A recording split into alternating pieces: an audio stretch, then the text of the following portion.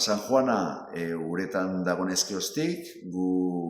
falta zaizkion mastak egiten ari gera, mastekin batera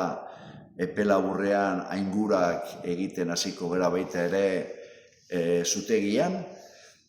hortarako aingurategi bat sortzen ari gera, eta gero baita ere belak josi beharko ditugu eskuz, kalamuzko oihalak erabiliz, eta holako kontuak gauza asko egin behar ditugu, baita ere eskifaia edo tripulazioa sortu behar da, aukeratu behar da, eta gero formatu egin behar dugu eskifaia bera, ezta? Orduan, erronkak hor daude, azken finean gure asmoa dalako San Juanarekin itsasoratzea, gure arbasoen ubera jarraituz, Terranobaraino, albaldin badegu, eta hori da gure asmoa.